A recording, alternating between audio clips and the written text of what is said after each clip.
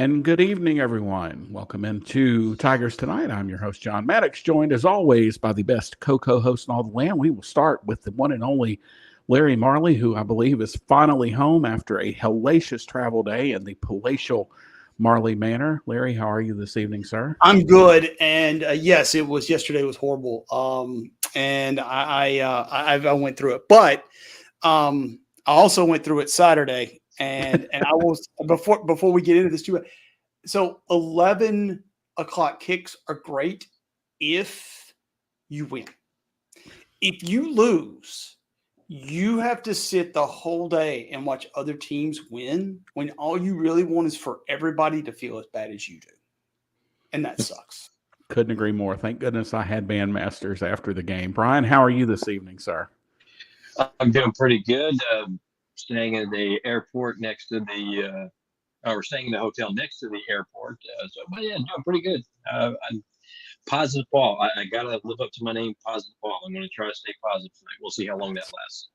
That's right. I'm just here so I don't get fined or get my credentials revoked. Anyway, let's move along. So the Tigers fell on Saturday to UTSA by a final score of 44-36 in a game that wasn't really that close. The Tigers got a late touchdown. You know, I said 45-28. It didn't go the way I thought it would go. The score kind of ended up being close, but I really thought Memphis would get bum rushed out of the gate, and that's not what happened. And I think, Bryan, that's probably one of the things that makes this even more frustrating for Memphis is it's a game you're up by 14 points on the road, or you're up 10 points on the road, and then you hit 9 straight possessions of a nothing burger. Yeah, I mean, it's that we've talked about it before, the lack of a killer instinct or killer mentality. I mean, it still amazes me that for a city that's often known as the first 48, you can't find a first 48 on your team. I mean, where is that? Just that, I should have given you a heads up, because I think the clip from the old Coastal Carolina coach saying, about the cat, and he's looking himself and he wants a dog. We need some dogs. I should have had you play that, because I don't know. It just seems something is missing for Memphis, whether it's, I don't know. I mean, if you take a look at this game, it's bookend. They did great in the beginning, great in the end, but in the middle, like you said, it's a nothing burger. And they haven't played 4 quarters, I don't think, all year. And it's beginning to become a problem. I know there's some fans out there, and even I think Silverfield said something about 7-2. Not necessarily that he said it was grateful to be 7-2. I can't remember his exact quote, but I've heard from fans. Listen, at least we're 7-2. But with this schedule that Memphis has, and we've texted each other privately, 7-2. This 7-2 really feels like 6-6. Or even 5-7. It does not feel like you have a 7-2 ball club, because the schedule was really, really weak, and just Memphis finds ways to injure themselves. I mean, I'm not, I can say I don't think UTSA beat Memphis. I think Memphis found a way to lose the game. Now, Navy's a different story. Navy whooped Memphis. But this UTSA, I think it was more Memphis losing than UTSA winning. And people might disagree with me, but that's my take on that. 100%. No, I couldn't agree more with Bryan. Let me start by saying we're in week 9, going into 10. Where is the team that we saw versus Iowa State? Where is the team we saw at points last year? We haven't seen them this year. They haven't been there. And they haven't shown any kind of toughness up front. Our offensive line has not been tough up front. We haven't had any kind of and we've texted. There haven't been any much creativity on the offense. The defense has been good at times, but inconsistently good. And again, like Bryan said, we have not played 4 quarters yet. and you're going in week 10. I mean, you're at this point, you should be a well-oiled machine, and we are anything but. I'm afraid we may be the broken down Buick on the side of the road, and that's hard to say for a 7-2 team, right? But guys, if you look, like, we are damn lucky to be 7-2. We are damn lucky to be 7-2. We could easily be talking about a 5-4 team right now, easily. And John, you wrote a great article. Where do we go from here? I think was the title. And I thought it was spot on. Like, where do we go from here? Because what do we do now? What do we do now? Because the conference is out. We're not going to win the conference. Obviously, the playoffs are gone. So you've got 3 games left. What's the players' mentality now? And we are going to find out what this coaching staff has these next 3 games. I'm telling you, because if you're going to have to get these guys up to play certainly the next 2 weeks for sure. Well, here's a drive chart that you never want to see. Touchdown, field goal, touchdown, touchdown. All there, right? Good. Yep. Turnover on downs, punt, punt, punt, interception, fumble, turnover on downs, turnover on downs. What is that? 1, 2, 5, 6, 7, 9 consecutive drives, none of which were more than 5 plays. You give the ball right back. And the first of those happened when you were ahead. And I'm sure we're going to argue about this here in a minute. But those 2 4th down attempts are absolutely unforgivable in my view. You don't take that chance, especially the first one. Punt the freaking football. And I'm not a guy that says that very much.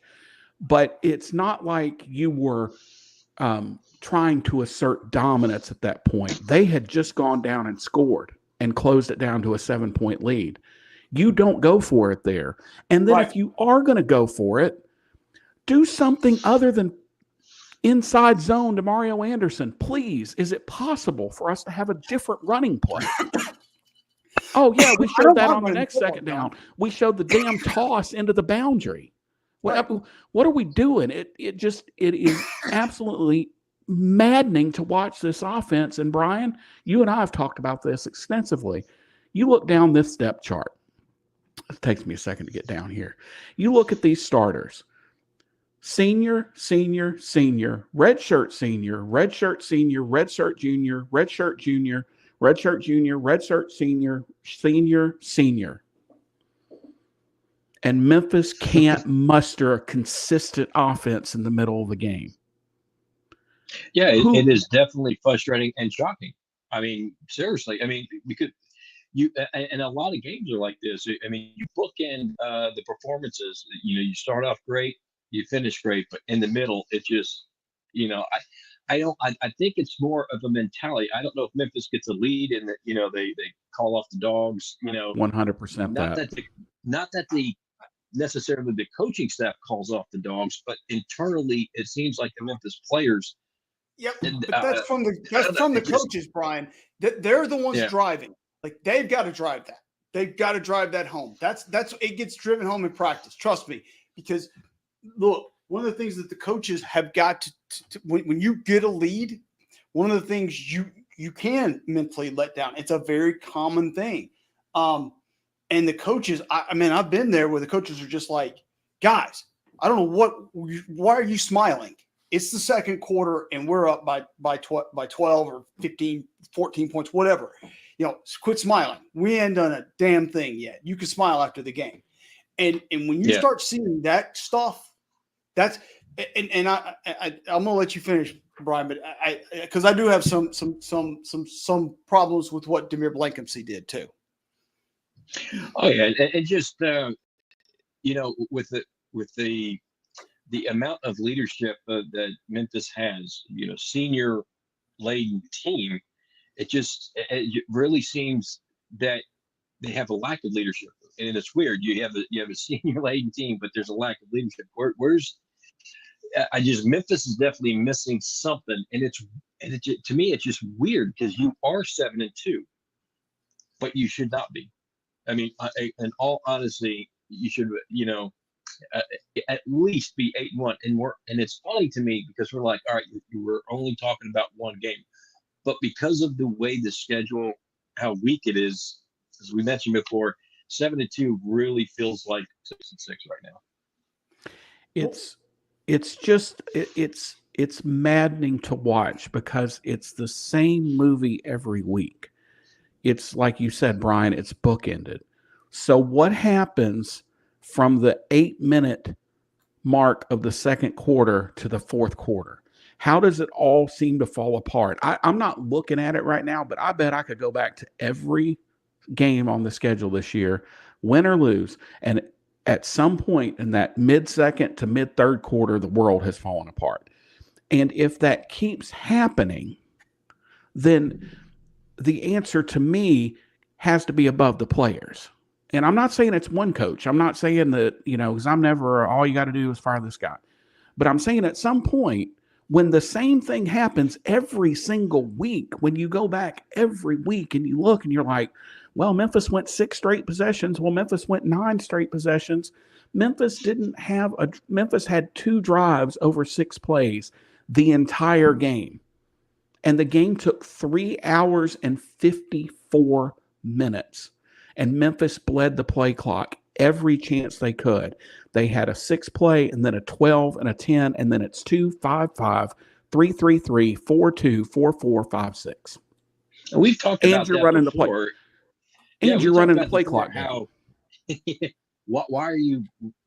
Memphis seems to play better when you play faster. Now, I know there's a difference of playing too fast, but honestly, I think Memphis is playing too slow right now. I mean, there's just that's what Bryan. That's what Bryan likes. Like we fought this battle. We had this argument. That's what he likes. I understand that, but at some point you gotta realize that your team plays better when you go a little bit faster. You can't go that slow. You just can't. I mean, I know you're winning, but I don't know. You have to play faster because look what happened in the fourth quarter. Memphis played fast and they were moving the ball. I know on the flip side. Well, Memphis was playing. They weren't playing that fast in the first quarter and a half, and they had to lead.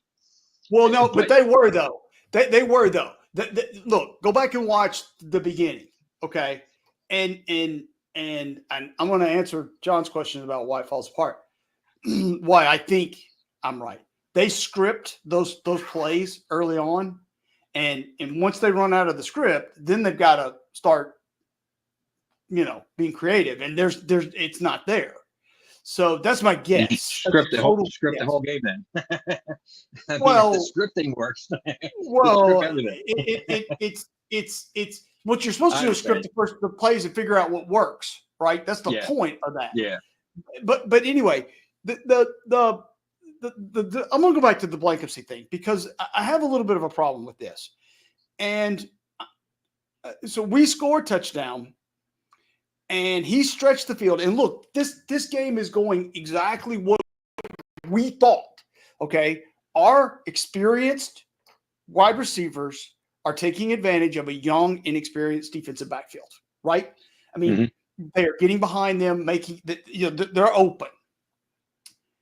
And Demir, who is our home run hitter, I think we all agree with that. He's the guy that gets behind, take what we call taking the top off the defense. He scores a touchdown and is going to do a celebration. Now, look,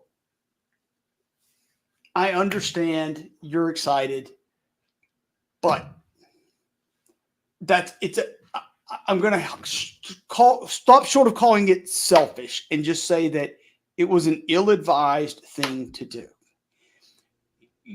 After that, I think there was some panic by the Memphis offensive staff because they didn't. Somebody pointed this out. I think one of the announcers pointed out that basically Seth likes to throw to Rock, Demir, Colby a little, Lamphere a little, Doyle a little, and the backs. And that's it. And you take one of those guys off the field, I mean. Yeah, I think there definitely needs to be more creativity as far as the passing game who you throw to. Agree. I think, yeah. If you're one of those guys, you got to take care of yourself. That's all I'm saying. Well, I mean, I'm going to play not really devil's advocate here, but for those who don't know, that's Cristiano Ronaldo's goal celebration. He's the people argue with him if they want. You can argue with your mama. He's the most famous athlete in the world, probably the most famous athlete that's ever lived. And people in the States just won't understand that. But anyway, so I don't really have a problem with it. I'm a turn around and hand the ball to the official guy because I'm I'll be 50 this year. And so I'm just a turn around, here you go, Mr. Ref, hand the ball to the officials guy. But I mean, I get it. He was excited. It's probably, I would argue, it's the best pass and best route of the season. It was a beautiful, you go back and watch, it was a beautiful route and an absolutely perfect pass. And so he was happy and celebrating, and that kind of stuff happens. But I think it's just a freak accident. It was just the way he landed. He could do that celebration 100 times and he'd land that way once. And it happened. But you got to look then and go, all right, well, the top is off our defense now. And I think that's really what happened in this game is the coaching staff said, well, our home run hitter is gone. Right. Brandon Thomas isn't there to run. Mario Anderson only carried the ball 12 times. Memphis ran the ball 4 times in the second half. Mario Anderson touched the ball twice. You can't just give up on the running game like that, because it wasn't like this game was completely out of reach. It wasn't like Navy where it was 45 to 20 or whatever that was. This is a game that's still in reach, and Memphis only runs the ball for 62 yards. Yeah, and I still wanted to be a little bit more creative. Now, I mean, last week I said I thought Memphis offense was a little bit too vanilla, and I thought in the first quarter and a half that they opened up the playbook a little bit and saw some new things. But once Blankenship went down, it seemed like the defense got faster. They were getting to Hennigan a little bit quicker. And times like that, I scream it every week. Where's the screen? I really miss those running back screens. I texted you. We ran one, and I think it did. Went in the first quarter, and it went for a first down. Yes. I'm trying to kind of look through. You've got the 33rd leading rusher in the country. He touches the ball twice in the second half. Makari Botiford is right there. I think DeRosier even got in the game if memory serves. He did. Yeah, he did. And then why is every run that inside zone? Where's a jet? We've shown that jet sweep motion 100 times this year. I think we've run it once. I think Seth has pulled it 3 or 4 times. The only toss play I've seen all year was the stupid one on 4th down into the boundary. I don't know what I hate more in the running game, the toss into the boundary or that stupid straight toss that Les Miles used to run at LSU all the time. Drives me crazy. If you're going to toss the football, the only reason you should be tossing it is to give your player a chance to do something with it, not up against the sidelines. So it's been very but the thing that has been wildest to me through this season, guys, Memphis, I got to pull this up because I had to refresh my screen because I could not believe it. Scoring offense against FBS winning teams, Memphis leads the conference with 48 points per game. Against non-winning teams, 28.7 points per game. Make this make sense to me. Now, let's go over to the defensive side of the ball, and I'm just looking at scoring offense. Memphis, all games, 4th in the conference. Memphis against non-winning teams, giving up 18.5 points per game. Memphis versus winning teams, 50 points per game. Make this make sense, because when I wrote that title, that's the first title of an article I've written in a couple years where I didn't have to backspace it. I don't get it. I don't understand it. I don't think you can say fire this coach, fire that coach, or it's this guy or it's that guy. I will just go back on the record and say, especially on the defensive side of the ball, that Navy broke this football team. I think, what was it Tyson said? Everybody got a plan until they get punched in the mouth. I think Navy punched Memphis in the mouth. They didn't expect to get hit that hard. And here we are at 7-2, bitching like we're 5-4, because it feels like we're 5-4. It's really, really disappointing. It's, you know how when we were kids growing up and our parents would get on to us, and if they said they were mad at us, that was one thing, or I'm furious with you. But when a parent looked you in the eye and said, you know, I'm really disappointed in you, that cuts to the core. And that's how I feel about this team, is I'm disappointed in the product. And, you know, I also want to go on record as saying, I've said from day one that just like with, you know, the playoffs are a great goal, right? Like and it was obtainable this year. But when Boise got on their streak, just like with NCAA tournament seeding, it's not always about you and what you do. Right. Mm-hmm. Army was number 25 in the rankings tonight. So that tells you it won't matter who wins the AAC, provided Boise, of course, keeps doing what they're doing. So but you even take playoffs out of it. Okay, Memphis should be in the AAC title picture at least. And I think I'd have to go back and really look at it. I think technically Memphis is mathematically alive still, I think. They are. I'd have to. Well, I think they can get there. They'd need Navy to lose. Navy's got 2 conference games left, I think. So Memphis would need to win it. Yep, and they just lost one. They would need to twice. Right, they would need to lose 2 more. Memphis run the table, and then I think that puts Memphis in. But fine, you get in the AAC title game, you win. Great. Welcome to Fenway. I mean, that's not, I mean, I'm not knocking the Fenway Bowl. That's fine. I mean, that's, you know, at the end of the day, to me, if you're not going to be in the playoff, you want to be in a good bowl with a good payout, playing a Power 5 team.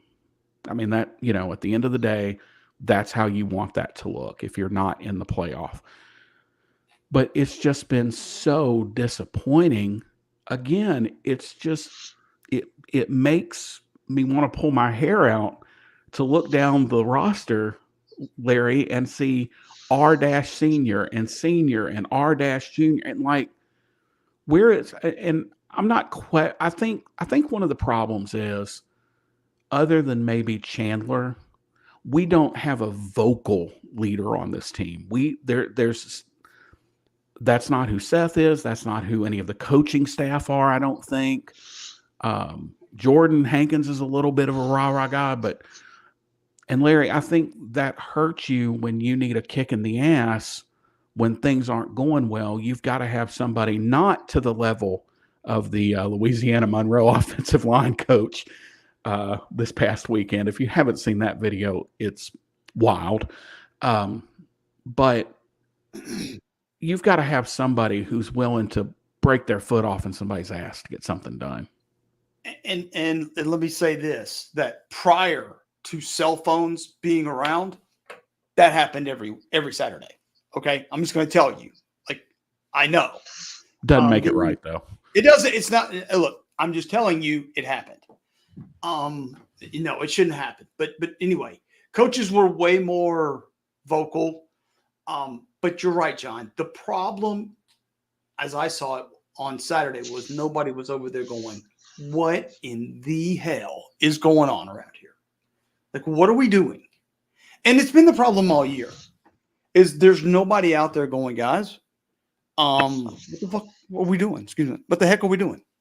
I mean, what are we doing today?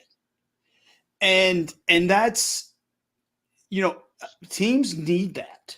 And look, the head coach can do that to a degree. I don't know that Ryan is that guy, but Mike wasn't really a rah-rah, cuss you out kind of guy either. It has to be something that's really more of a coach down in the coaching staff. There has to be that coach who everybody knows, okay, if you don't do something, he's going to come in and kick your tail. And yeah, John, I think you nailed it. And here's the really dispiriting part about this whole thing is that you're looking at senior. We've been waiting for these recruiting classes to come to fruition, right? That's what we've been waiting on.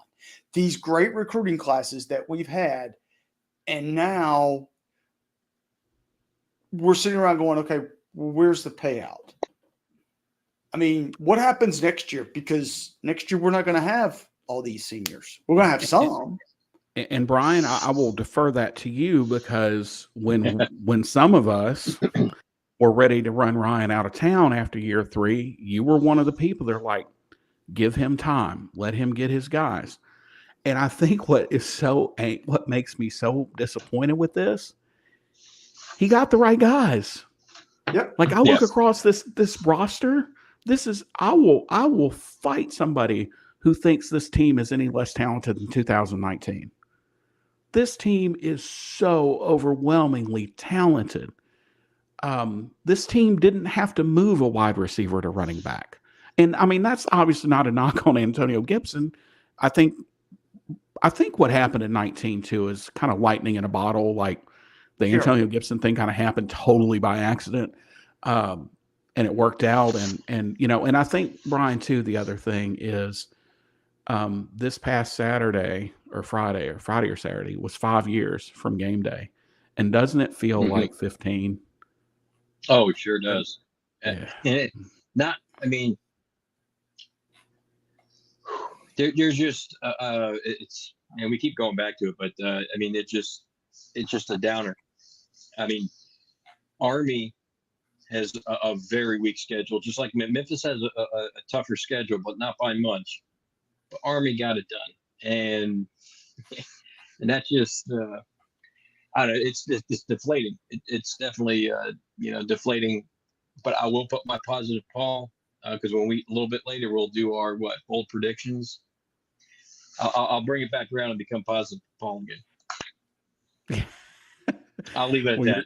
You're going to have to be that guy. We're going to step aside for just a minute. When we come back, we will talk about the Rice Owls as they come calling to Simmons Bank Liberty Stadium on Friday. This is Tiger Sports.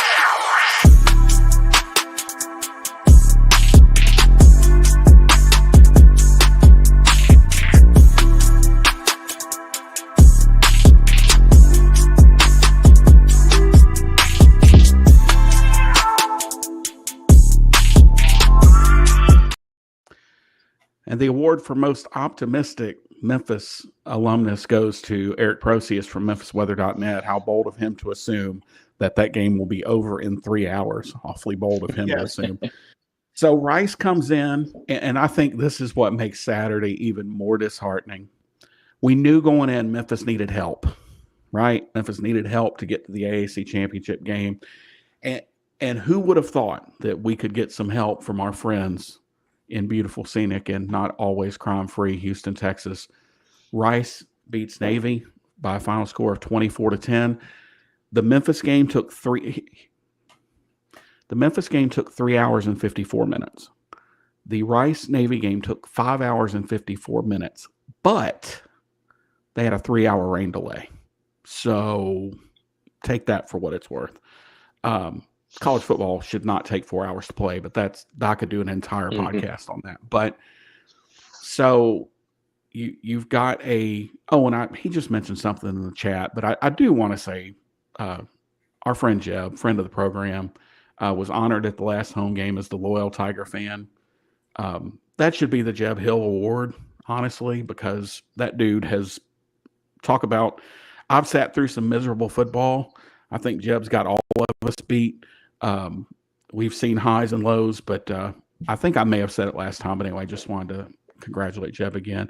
Actually, Friday will be his 500th Tiger game attended on Friday. Wow. I don't even want to go back and count. Oh, so much bad football. But so Rice comes in. When they play teams, this is kind of the opposite of Memphis.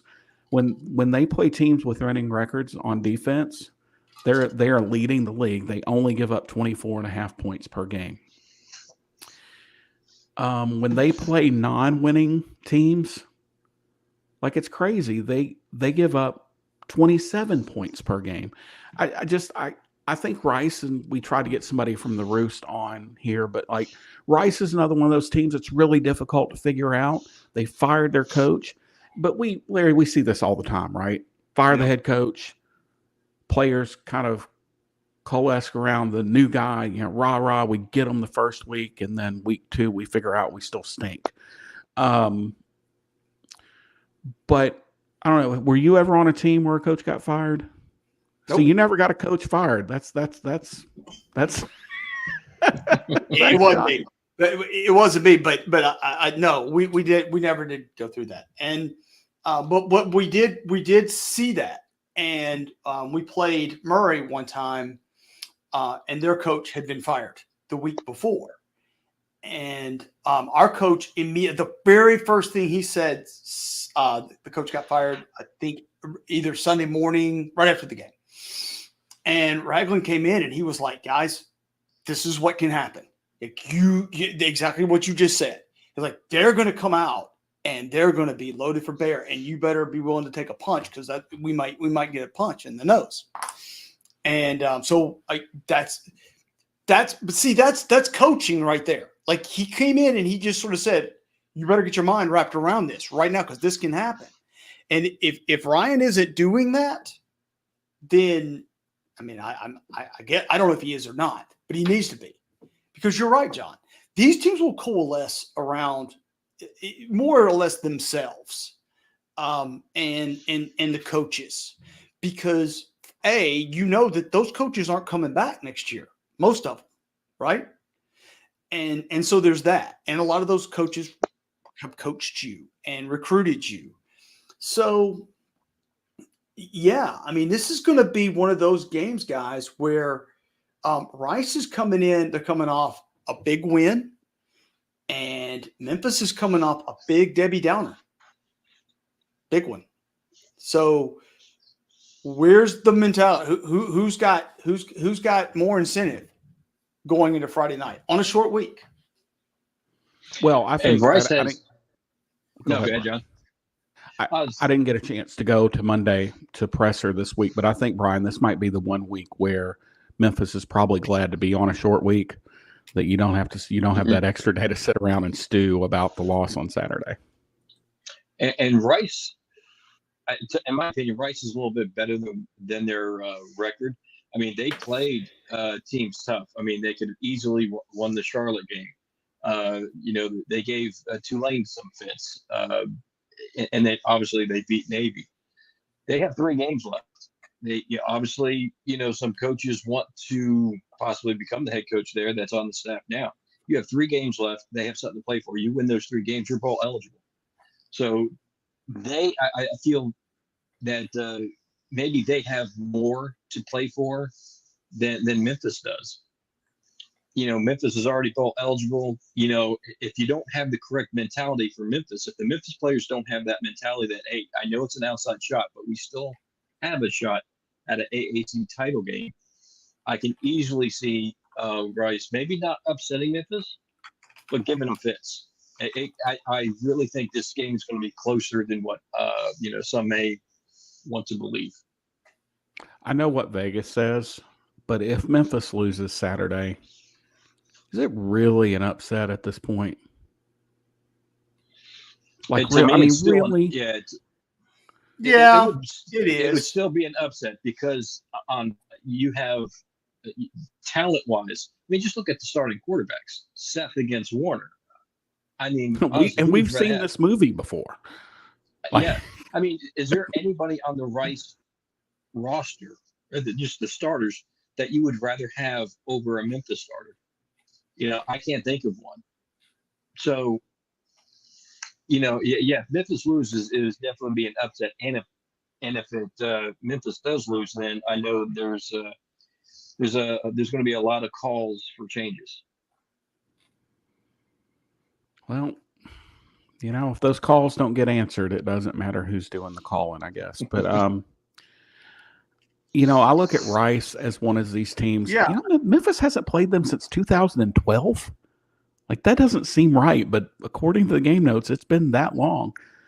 I think Memphis is getting a case of going through the motions right now. I think, because you saw it, was it 2 years ago when they lost and got put out of the title chase? I forget. It's been 5 years since Memphis has really been in the picture. I think Friday is going to be something. I think Friday is going to be one of those things that I got nothing. Like I don't have anything for it. I don't have a feel for it. I don't have a feel for what you could get a ticked off Memphis team. You could. They haven't shown that. I would love to say that you're going to get a ticked off Memphis team that is mad that they lost, and I haven't seen that from this team. I haven't seen that at all. I think you're going to see Memphis circa South Florida and Middle Tennessee. I think that's what you're going to see. Well, and I think honestly, Bryan, that effort would be good enough this week because, we said the same thing. They go and they lose to Navy. Man, they're going to come out pissed off. A miserable 24-7 win. I wasn't here for that one, but everybody said was absolutely brutal to watch. It was just sloppy and not well played. Yeah. So what happens this week? Where does Memphis go? And Vance brings up a great point. If you're pissed off, it shows you care. And I put that in my article this week that, the only thing worse than anger is apathy. And this program, and people can hear it if they want to or not, is teetering on that edge of apathy when you have a crummy schedule, an underperforming team, a program that just doesn't feel like it has energy. I go back, our friend Ryan Hancock, Larry, we talk about this all the time. We go back to DePaul basketball, right? And when Ray Meyer retired and Joey took over and was terrible, everybody forgot about DePaul basketball. And they've never recovered from that. The interest has never come back. And I don't think Memphis is there. I don't know that the program's in such a low, the program's not in a low place. The program is in a place of complacency. And that's a really dangerous place to be, especially, look, if we're being real, if the Grizzlies have the season it looks like they may have, if Tiger basketball got off to a great start yesterday, 14 points down in the second half, come back to win against a Power 5 opponent or an SEC opponent at that. I still always forget Missouri's in the SEC. When you're just kind of sitting there and just kind of ho-humming along, that's not a good place to be when the program is, because look, the program's not in shambles. I've heard people, the program's a disaster. It's not a disaster. The problem is the program, it's fine. It's fine. It's not great. It's not bad. It's fine. So that you're right in that the mode, and we talked about this, and you brought up that he's the Josh Pastner. It's sort of the Pastner mode, right? It's you can fire him, but I don't know that that's going to do any good right now. Because I'm not sure. There's nothing you can point to and say other than there's no energy. There's no energy in the program. Well, They fired Larry Finch for that. They fired Tubby Smith for that.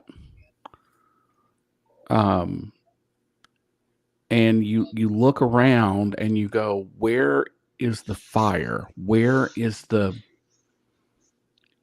why are we not screaming from the rooftops for everybody to come to the game and at least show some fight, versus what feels a lot of times, guys, like platitudes and coach speak. And look, coach speak is coach speak for a reason. They're all going to be the same. They're all the same dude. Memphis is no worse off than anybody else. Right. It's the same at every school in the country. Kalen DeBoer is feeling it at Alabama right now. If they lose Saturday, their season is an unmitigated disaster, and they'll be 10-3. And so, but the big difference is people aren't going to stop caring about Alabama football. People will stop caring about Memphis football.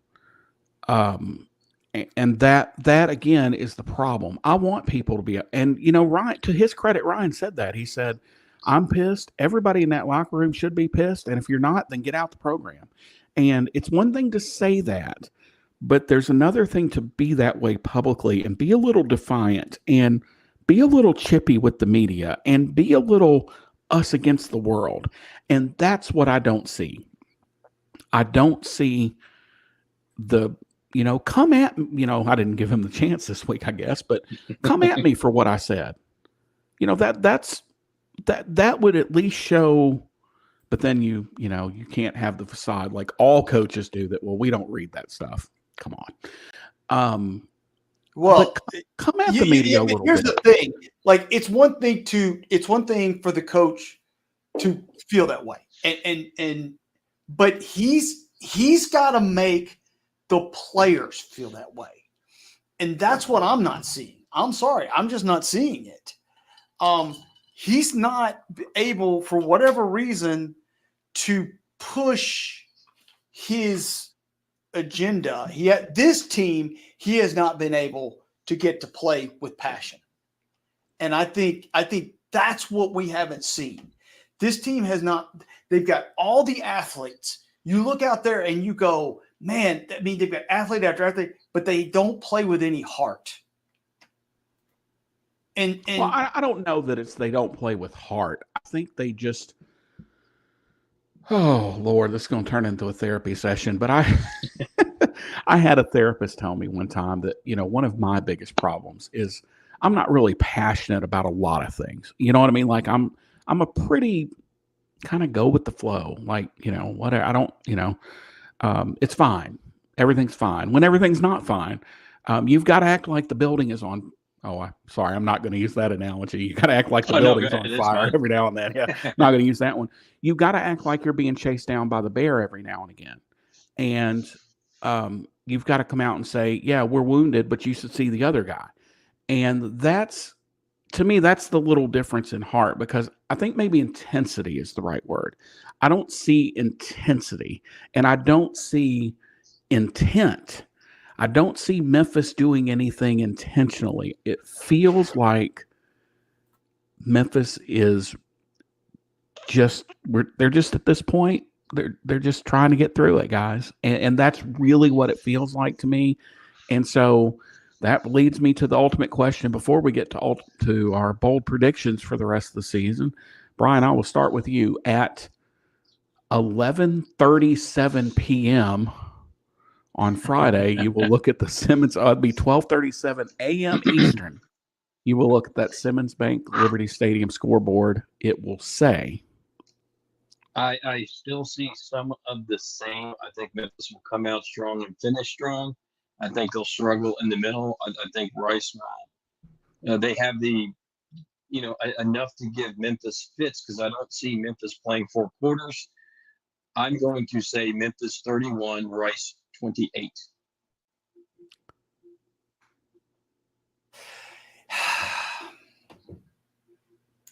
Memphis is going to hold Rice down. They're not going to be able to score. it's going to be a low scoring game. I think it's going to be another FSU, Middle Tennessee. It's going to be 28-10, 28-13. I mean, it's not going to be fun. I'm going to pull a scoregami. I was going to say 28-18 was going to be my prediction.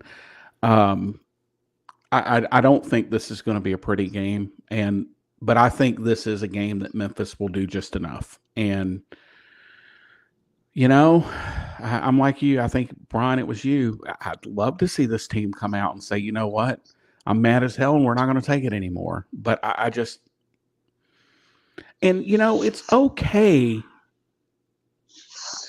I don't think, and I want to get to bowl predictions here in a minute, but I don't think we would feel this way if in previous times Memphis was winning games 24-17. I don't think we would feel the way we do today. I think we would be like, all right, well, this is just who we are. But I think when you come off the heels of 45 points a game, high scoring offense, creative, throwing the ball down the field, using all your weapons this is going to sound really bizarre, and I don't mean it the way it sounds. This is what Larry Porter wanted Memphis to be. That fair? Yes, 100%. I've said that. Yeah. I've actually what Larry wanted. That Larry Porter wanted Memphis to be this, but he couldn't get the players and didn't have the coaching ability to do it. But Ryan has created what Larry thought he was going to do. That's exactly right. I've said that before. And in this league, that's different enough to win 7, 8, 9 ball games. And I think I even said this in the article, that's the downside to success, right? Is the expectation gets raised. And I also think we are living in a time where, much like several years ago with basketball, people weren't, I don't mean this the way it sounds, but people didn't know Memphis basketball existed before 2008. They thought that's how it always was. And I think now we have a crop of people who came on board during the later Fuente and Norvell years who don't know what we're talking about right now, who don't know why everybody was so mad at Chuck Stobart for having generational quarterback and generational wide receivers, including one of which is in the Hall of Fame and wouldn't throw the ball more than 15 times a game. I think that's part of it. Is with success comes higher expectations. And Ryan, Ryan said that, and he's like, it's good for us to be disappointed because we've raised the bar to such a level that 7-2 against the 122nd ranked schedule in the country is not good enough. We've put that bar there, and can we live up to it? Time will tell.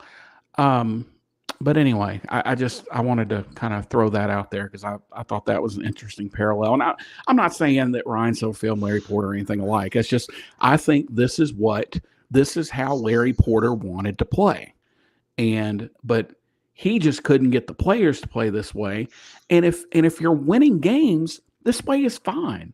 Because I always say more on the left than the right. And as my buddy Brad said, his dad told him after golf, there ain't no pictures on a scorecard, just numbers. But the problem comes when there are pictures with those numbers or when those numbers don't match the pictures. All right. So Bryan challenged us earlier over the weekend. I love when he does this for bold predictions. And as a result of him throwing down that gauntlet, he gets to go first. Positive Paul's back, baby. I'm going to tell you what. Tulane loses 2 out of the next 3 games. They lose at Navy. They lose to Memphis. USF will beat Navy. And then Memphis runs the table. Then you have Memphis at Army for the AAC championship, which is right 15 minutes down the road from me. Memphis wins the championship. Let's go. I know you don't Larry, believe me, but Larry, you're muted. I'm gonna let you go there's next. there's a chance we can do it. I muted myself because Family show. yeah, I couldn't. I can't tell you what I was calling. There's somebody calling on the phone. But I am the exact polar opposite. Memphis will lose 2 of their next 3 games. I think they lose at UAB and at Tulane, and ends the season with 4 losses, which was unthinkable at the beginning of this year, especially after you beat Florida State. If we went into the season and said Memphis loses 4 games and one of them in Florida State, we would have all gone, no way. But that's my bold prediction, is that Memphis ends the season 8-4, and Ryan will firmly be on the hot seat starting next year. Sorry, Jeb. You're right. UAB is a home game. It doesn't matter. We're going to lose to them. Wow. I'm somewhere in the middle. I guess this isn't really that bold. I think we drop one of these next 2 games, beat Tulane, which is like the absolute worst case scenario, which is the kind of guy I am, right? Like at some point when the wheels are off, I just want chaos. Like I want things to be as chaotic as possible. I think we lose one of these next 2 games and beat Tulane. And then I think, all right, well, I'll throw this one out there. What bowl game does Memphis end up in, Mr. Moss? Since you challenged us this week, I'll make you start. I'm if it goes the way I think, I'll say I know the Memphis staff, Memphis players too. Everyone wants a Florida bowl game because it's warm. I'm going to say it's going to be the Fenway Bowl. Larry? I have no idea. At 8-4, you're probably looking at Boca or, something like that. That Armed Forces Bowl in Texas, something like that. I mean, Oh, no. You know where we're going. If Memphis splits and ends up at 4, you know where we're going. We'll play back-to-back games in the state of Louisiana. First of all, that's not Louisiana. That's some bastardized version of Arkansas and Texas. But regardless, it's I'm gonna put together this week. I need to go through and put together the projections, but most of the projections have been trending towards Fenway, which again, I think the staff would like a pre-Christmas game of some sort. Obvious reasons. If the season's been a disappointment, it works out the way it's might work out. You just want you want it to be over, but you just don't want this to drag out. And if I was a player, it's like, damn it, you've already got me out of town on Thanksgiving, and now I'm going to play in a December the 26th bowl game. Now I'm going to miss Christmas too, and I think you just kind of want to avoid that if possible. And I'm really just kidding. Although the Independence Bowl is now a tie-in because they were tied in with Army, and now that Army's in the AAC, who knows? But in your words, Bryan, it's going to be interesting. That it is. These last 3 weeks are going to be crazy. So we'll have a show obviously next week, and then we'll have a show the next week. But we will be off after the UAB game because we're off the next Saturday. So we'll be back the Tuesday before the Thursday. If you can make any sense out of that. So Bryan, what have you got going this week? We'll dig into more of the Pro Football Focus stats. The final grades from the last game. We'll throw in. I'm going to take a look at the analytics of Seth because I'm interested to see how Seth compared to his first year to now. How much has he truly progressed, or has he regressed? We'll take a look at that. Awesome. Interesting. That will be very interesting to watch. Again, I'll have bowl projections and I'll have TV numbers for last week. So for the best co-host in all the land, Larry Marley, Bryan Moss, this is John Maddox signing off, saying thanks for watching Tigers Tonight, and we'll see you next week.